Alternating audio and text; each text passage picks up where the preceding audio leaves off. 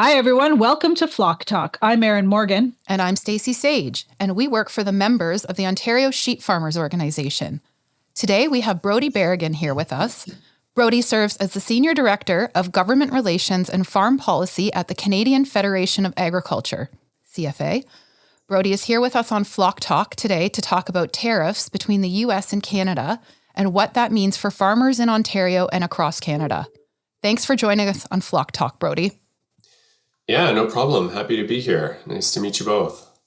Well, thanks so much, Brodie. And can you start off by telling us a little bit about your experience in the agricultural sector and with government, and then what brought you to the CFA? Yeah, sure. I would be happy to. So it's a bit of a second career for me, to be honest with you. I put about 15 years into a career in the Government of Canada, the Federal Public Service, in a number of different capacities and departments, ending up as an executive at Employment and Social Development Canada, so more like labor and skills development. However, during my career in the public service, I worked for a few years at a department called the Privy Council Office. I'm not sure how much you know about that or your listeners know about that organization, but it's basically the department that supports the Prime Minister in delivering the government mandate and works very closely with ministries across the government. And my files, quote unquote, as they're called in government speak, were agriculture. So when I started, they handed me the agriculture department. So I worked for 3 years very closely with AFC on quite a wide range of different files. The original CPTPP trade agreement. I worked on some of the 5-year FPT framework agreements, a lot of risk management, and I really loved it. I just found the files super interesting. The people were great. I was very, very pleasantly surprised. And so I think that left some warm and fuzzies with me as I continued on my career. And then when I decided kind of at that midway point, about 15, 16 years, that I wanted to try something a bit different, I kind of had in the back of my head the agriculture sort of space that I had worked in briefly in government. I took a couple of years off. I worked at a thoroughbred horse ranch for a little while. I worked for a seed company for a little while, just hauling soybean and corn seed all over Ontario. That was a great experience. Did soil sampling and yield estimates and that sort of stuff. So quite a shift from like boardrooms and sort of executive meetings to that scene, but I really, really loved it. And then eventually I went back to school. Actually, I did a diploma at Algonquin College's Business Agriculture program. Oh. And yeah, it was like a 2-year diploma program. And then that eventually led me to the CFA. And I've been here ever since, yeah. Sounds like a really interesting career. Yeah. Yeah, it was good. I mean, the CFA is, I'm sure your listeners know the CFA, but it's Canada's largest general farm organization, and we represent our members include, I should say, all of the provincial and territorial general farm organizations, as well as a number of national commodity organizations, including the National Sheep Network. Mm-hmm. And we are an advocacy organization. So we exist and thrive and live in Ottawa, the area, the National Capital Region, to represent the interests of Canadian farmers, producers. And so it's really a nice marriage, I would say, of my former experience and skill set as a public servant, where you're trained and grilled on good policy development and good briefing and how to communicate and how to do, good policy analysis and all of that good stuff. And then my re-education and some of my more practical experience in the agriculture sector. So it's worked out really well, at least from my perspective. Yeah. Yeah, nice. Amazing. Nice. So with that said, you have been watching the tariff challenge for a while now, and we know you don't have a crystal ball. So what do you think we can expect from the U.S. in the next few months with respects to tariffs? I don't think the U.S. knows what to expect with respect to U.S. tariffs over the next several months. I think that's sort of the unfortunate reality of the situation right now with respect to this tariff situation, is that there is a very, very high degree of uncertainty. I mean, everyone, I think, can appreciate that fact just by virtue of the bombardment of updates and new ideas that keep flowing through social media challenges from the executive branch of the US government right now. It's really, really hard to predict. And I don't mean to be flippant about it, but it is a very, very fluid situation. And so we are following it very closely. And I think what we're doing is focusing on what we can control and some fundamentals, just in terms of gathering information and working with our counterparts in the United States to try and elevate the awareness of the potential negative impacts of tariffs on U.S. producers and businesses and consumers, for that matter, where we think that message will resonate the loudest. Interesting. I'd like to come back to that in a minute. But from a high level, what impacts will we see from tariffs on agriculture in the short term if they do happen at the beginning of March? Yeah, so impacts, I mean, first of all, there will be very significant impacts. I think everyone understands that and acknowledges it, and it's not something you can sugarcoat, just by virtue of how deeply the Canadian and American economies are integrated, and so much of that is agriculture specific.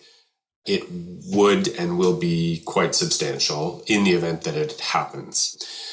I think that the specific nature of those impacts will vary, though, depending on the industry and the timing. Some are, like if you look at ornamental horticulture, greenhouse, for example, very perishable products, very, very heavily reliant on trade and exports with the US.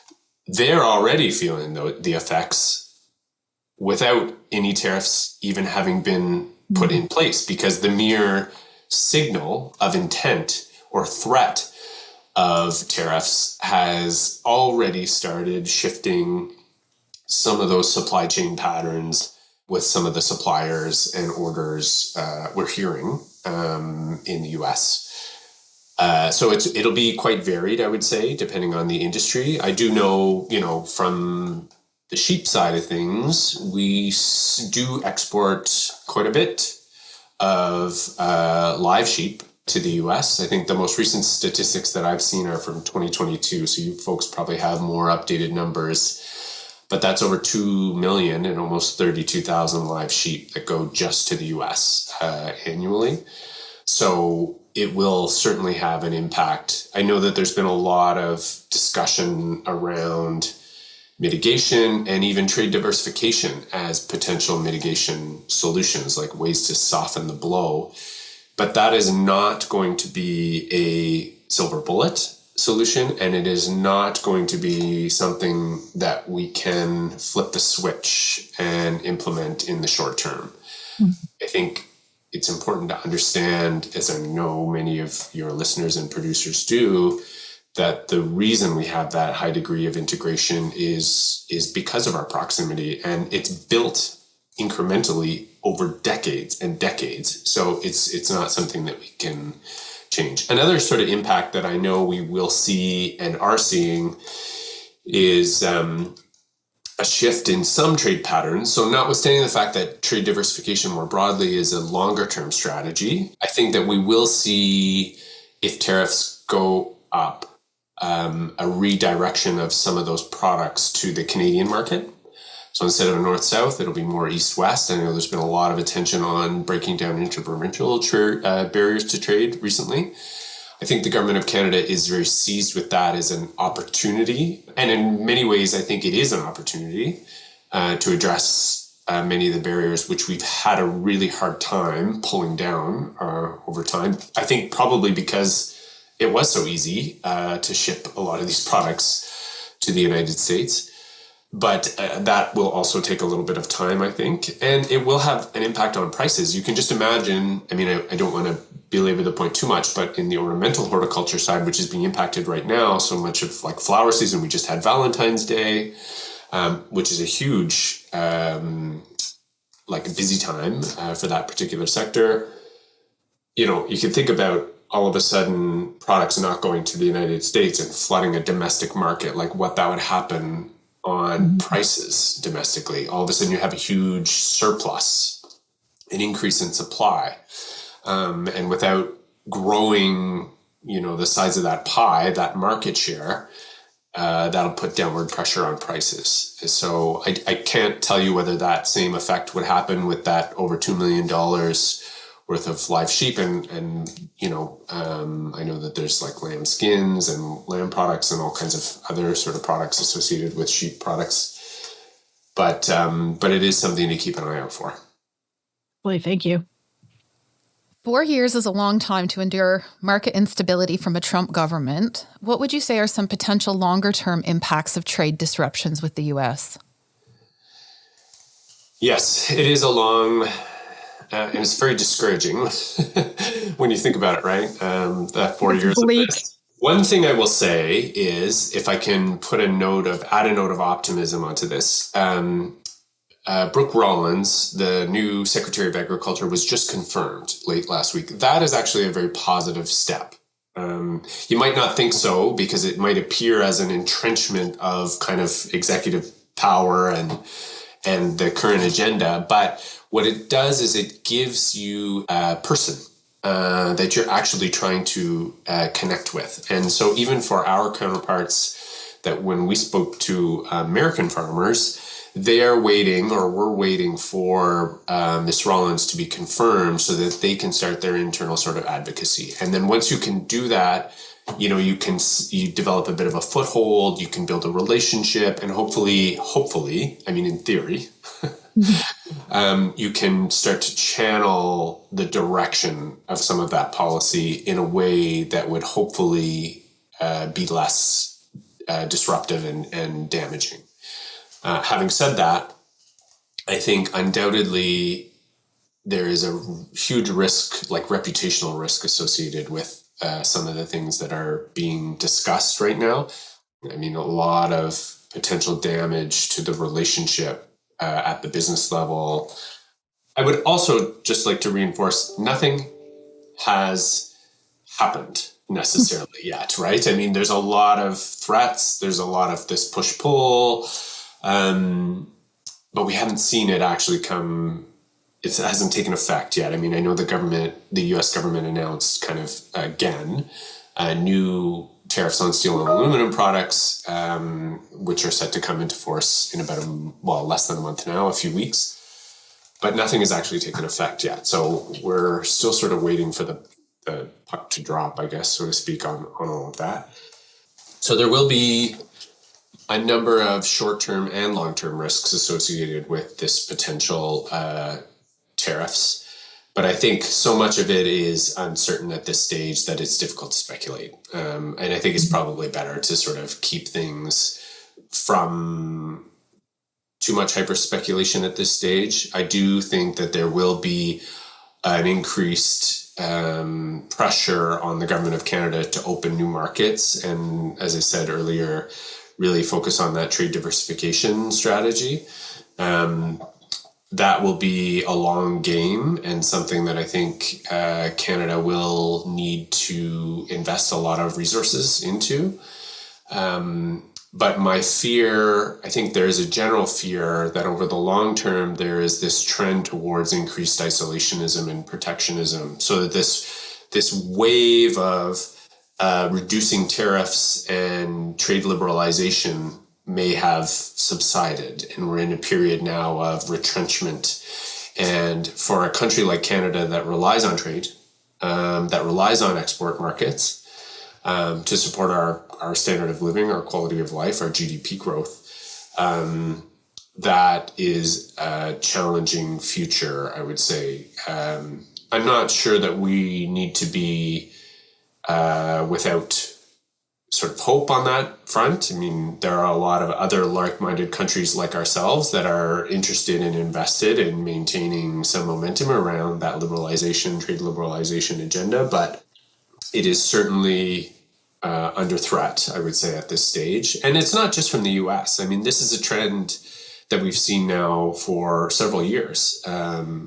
Countries even like India or, to a certain extent, China and the US has, even before the Trump administration was elected, has withdrawn to a certain extent from multilateral institutions like the World Trade Organization. Like a good example there is the dispute resolution mechanism that exists at the WTO, which is basically just the deal that all of the signatory countries have reached on a way to solve disputes or problems. And because the US has been blocking the reappointment of some members to that panel, it has not really been functioning for quite a while. And that was, under the Biden administration as well. So there's a long-term trend there that I think is more problematic. And this move from the Trump administration and the instability associated with a lot of the threats around tariffs could further retrench that, or it might just shock the rest of the world back into reality where they see that that's not the direction that we all want to go and that nobody wins in that situation. So, yeah. Yeah.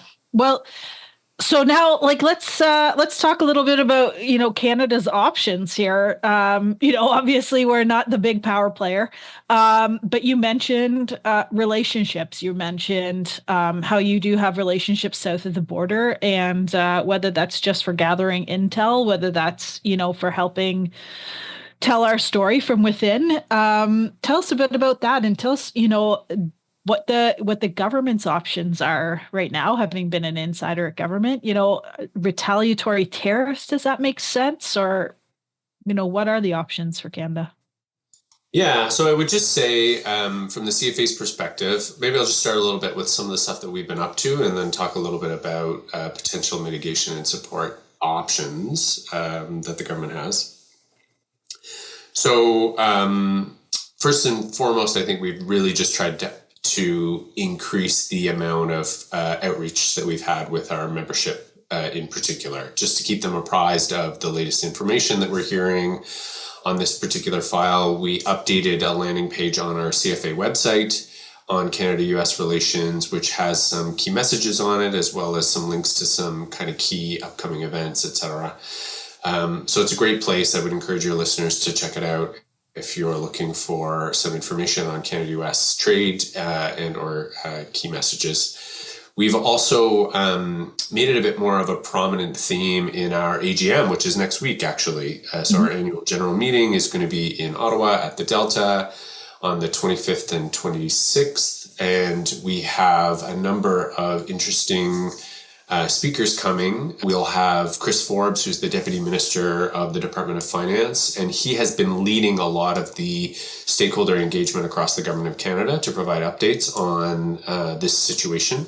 And so I think that's a good opportunity to hear straight from the source kind of what's going on in terms of, he's also the Deputy in charge of the department that would be setting up any sort of countervailing duties or retaliatory tariffs. So he'll have his finger on the pulse of what's happening there. We also have the ambassador of Mexico to Canada to speak a little bit about the situation. There's been a lot of focus on Canada-US for good reason. Yep. But there's another big player at the table here, right? Especially if you think about this in the context of the Canada-US-Mexico Free Trade Agreement, CUSMA, which was and is, at least in theory, still up for review in 2026. And I was very deliberate in that use of the word review and not renegotiation. Obviously, the threat of significant tariffs kind of just blows the CUSMA sort of whole rules-based framework out of the water. Like there's just no mechanism through CUSMA through which you can implement tariffs like that. It's not really in the framework of the agreement. But in theory, we are all still part of this trilateral regional trade agreement, which does have a number of rules of engagement, and Mexico is an important part of that agreement as well.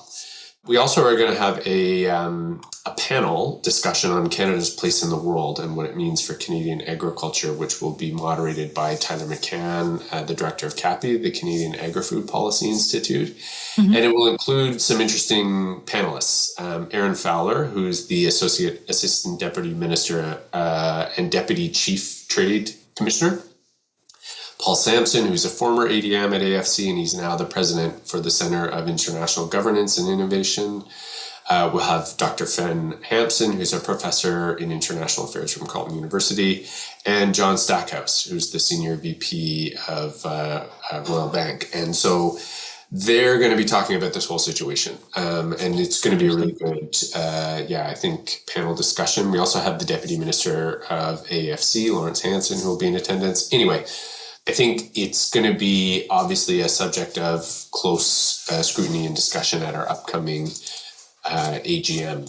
We've also been increasing, as I've alluded to a couple of times, our presence in the United States over the past several weeks and months. Most recently, I was in San Antonio, Texas at the American Farm Bureau Federation Convention. The Farm Bureau in the US is basically the closest thing to an equivalent to the CFA that they have in the US. And was down there with Keith Curry, our president, and Todd Lewis, our first vice president, whom, by the way, was just recently appointed to the Senate in Canada. So he will not be an executive member of the CFA after AGM, but we're very lucky to have a strong advocate for agriculture in the Senate in Todd Lewis, much like our former president, Mary Robinson, who's also a senator now. The Farm Bureau Federation Convention was a really great opportunity to go down and meet with the president of all of the state level farm bureaus. So it would be like our provincial general farm organizations, and really talk trade and what it means for Canada, what it means for the US. And we've really pressed the point about how tariffs are just simply bad business. Like, nobody wins in a tariff war between Canada and the US. Actually, there are winners in a tariff war between Canada and the US. It's our main competitors around the world. So your China's, Venezuela's, Russia, Belarus on fertilizer. It's really our main, Brazil on soybeans. It's our competitors around the world who really win in a tariff dispute between Canada and the US, which weakens our integration and supply chains. So I think that message really resonated. And in fact, we did see a positive outcome from that, not just in terms of building out our relationship with the leadership at the Farm Bureau Federation. We did meet with Zippy Duvall, the president, as well as his senior executives and staff. But we saw Zippy on social media just a couple of weeks after, talking about how tariffs would have a negative impact on U.S. farmers and ultimately on U.S. consumers in terms of increased food prices. So that has been a huge focus, I think, of our engagement over the past several weeks, has been just raising some of those key messages with our American counterparts. We also spent some quality time with our embassy representatives in Washington while we were at the convention. These are people with a lot of expertise and great relationships already in terms of some of the kind of leadership in the US government. As a result, we managed to have a meeting, kind of an impromptu meeting, but a good meeting nonetheless, with U.S. Congressional Representative Glenn Thompson. He's the Republican leader of the House Agriculture Committee, and we talked a lot about trade, Canada-U.S. trade and tariffs and the negative impact it would have on the U.S., as I said previously. So I think our embassy representatives are a great resource for Canadian businesses to try and establish some connections and get good insight into what's going on south of the border. In terms of potential mitigation, so what do we do? What can we do in this sort of what, a lot of people have called a bit of a David and Goliath situation between Canada and the US? I think first I would say the CFA is in active discussions with the Government of Canada on this very issue right now. So we're meeting with them. We have met with them. We will be meeting with them again, in fact, later today. to talk about some options on how we can support Canadian producers. So I don't necessarily want to go into too much detail in terms of what might come out of those discussions.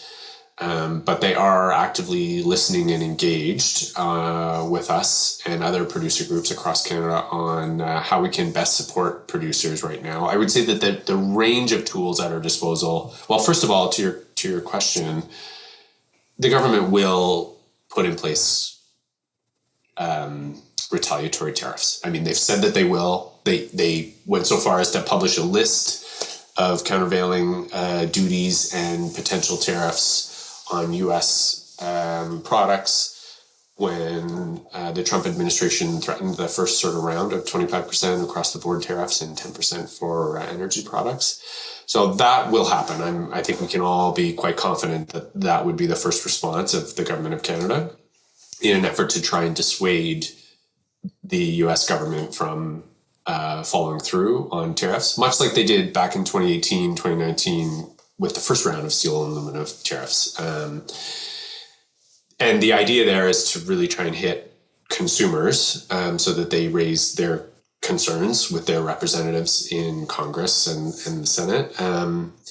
And they're being very surgical and tactical with that list, where it will have the maximum impact in the US with the minimum pain for Canadian producers, because that has been one of the messages that we've brought to the government.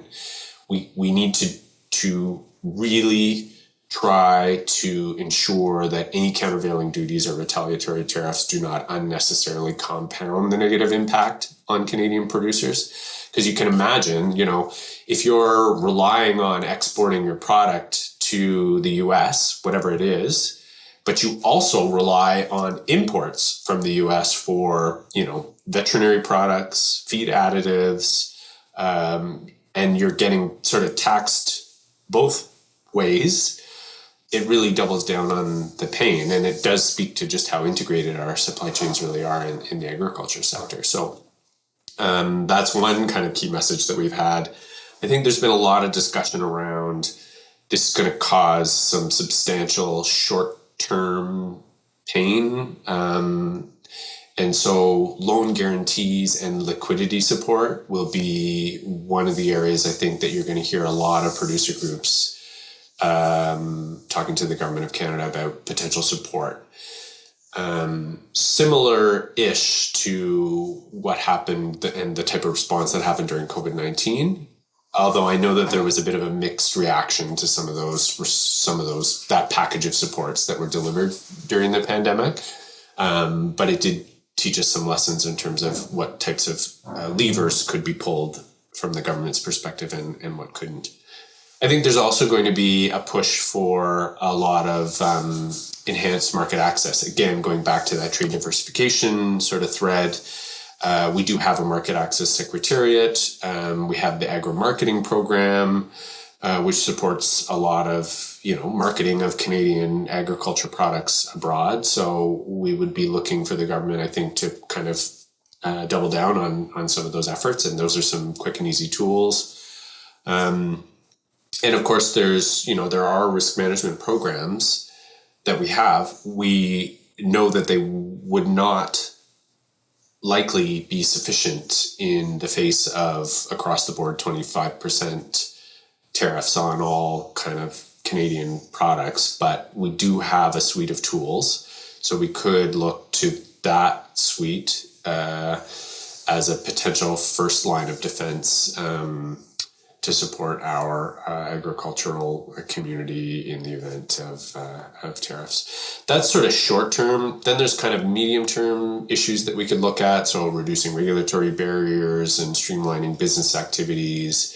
There are a lot of existing non-tariff barriers to trade in some already negotiated free trade agreements that we have around the world. So kind of areas where we have negotiated market access, but we're not actually fully using it because of other regulations that these countries have put in place to protect, either it's the environment or, food safety or whatever sort of domestic regulatory measures they've decided are priorities for them. and free, accelerating the conclusion of free trade agreements with negotiations that are already well underway. So the government is already actively engaged in free trade discussions on a number of different fronts. There's a Canada-ASEAN free trade agreement, the CARICOM, so the Caribbean community. Indonesia is one where we're pretty far down the road. Mercosur is another. So there are some that are already underway, and we'll be looking for the government to accelerate those to the extent possible. And then, I think we'll always be, and have for a long time, but I think this will be increasingly important over the medium to long term, looking for the government of Canada to invest in trade enabling infrastructure. So that's a lot of transportation infrastructure, port infrastructure, rail, roads. There's a lot of stuff that we need, and some of it is aging, to really facilitate an active and productive trade economy in Canada. And so that's one of the areas that we're going to be certainly pushing the government to make investments to support our long-term interests. Amazing. This has been very, very insightful, Brodie. Thank you so much. Is there anything else you would like to share with Canadian farmers on tariffs and trade instability at this time? I think I would just say that this is an area of profound significance and something that we cannot take lightly. That the CFA is very engaged on this topic, very, very engaged on this topic, and will continue to be advocating in the best interests of farmers across Canada. However, I guess what I would say is, and certainly not to diminish the severity of the situation, I do think that this is potentially something that will be experiencing for the next 4 years, as we talked about earlier. So there's a little bit of a long game here, and there's sort of a balance between being seized with just how critical this is and how important it is and how potentially negative it could be for our businesses. At the same time, we have to not panic and no knee-jerk reactions. I think we need to be methodical. We need to be strategic.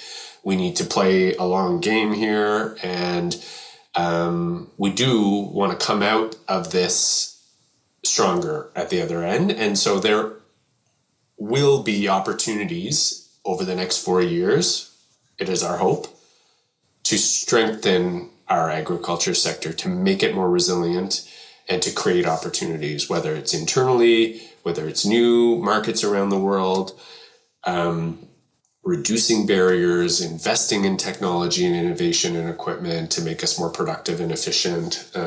Maybe this is the kick in the butt that we needed to accelerate some of these things. So it's understanding and appreciating the severity of the situation and not underestimating it, while at the same time being strategic, looking for the long game, and seeking out opportunities where they present themselves. So anyway, I hope that's helpful. That's our sort of view. Wonderful. Absolutely. Thank you so much for your time, Brodie. And to our listeners, if you would like to learn more about this topic from the Canadian Federation of Agriculture, they do have a Canada-US Relations and Trade Fact Sheet available on their website. Visit www.cfa/fca.ca/Canada-US Agriculture. We'll share the link in our show notes.